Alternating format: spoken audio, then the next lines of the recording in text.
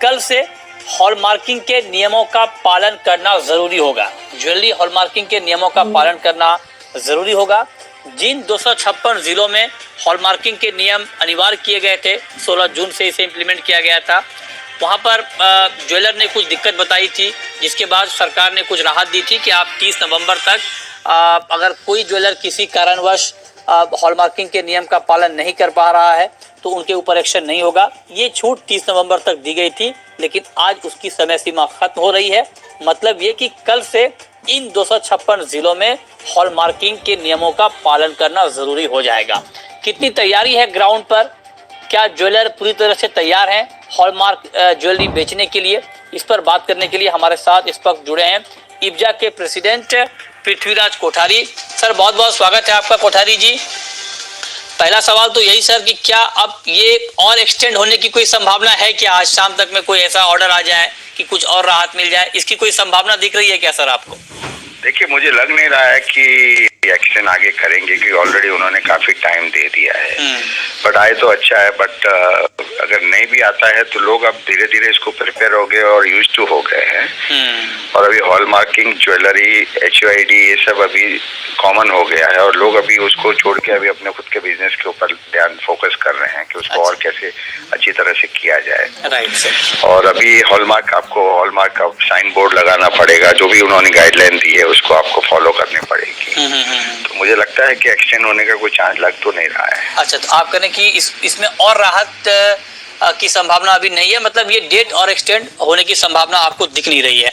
अब अगला सवाल सर आपसे ये, क्योंकि आपके देश भर में मेंबर हैं इब्जा के, तो जिन 256 जिलों में हॉलमार्किंग मैंडेटरी की गई थी, क्या वहां पर ज्वेलर अब पूरी तरह से तैयार हैं हॉलमार्क ज्वेलरी बेचने को लेकर के? क्योंकि कल से तो एक्शन हो जाएगा अगर हॉलमार्क ज्वेलरी नहीं बेचेंगे तो। देखिए, एक्शन तो होगा ही। अगर हॉलमार्क ज्वेलरी नहीं बेचते हैं और अगर उनके यहाँ पे पाई जाती है तो ऑब्वियसली एक्शन करेगी, क्योंकि BIS ने क्लियर कर दिया है कि आपके यहाँ पे हॉलमार्क ज्वेल होना चाहिए, उसका 10x मैग्निफिकेशन ग्लास होना चाहिए, हॉलमार्क आर्टिकल्स पे हर चीज होनी चाहिए, मतलब एक क्लियर किया हुआ है। तो उसके चार्जेस जो फिक्स होने चाहिए। तो अब लगता है कि मुझे, देखिए बहुत सी जगह पे तो अब ये कॉमन हो गया है कि हॉलमार्किंग की ज्वेलरी सब बेच रहे हैं और मुझे लगता है कि अब धीरे धीरे लोग यूज टू हो जाएंगे और काफी टाइम हो गया हॉलमार्क को। पहले जो थोड़ी बहुत प्रॉब्लम हॉलमार्क सेंटर में आ रहे थे वो भी धीरे वो भी काफी हद तक क्लियर हो गया है।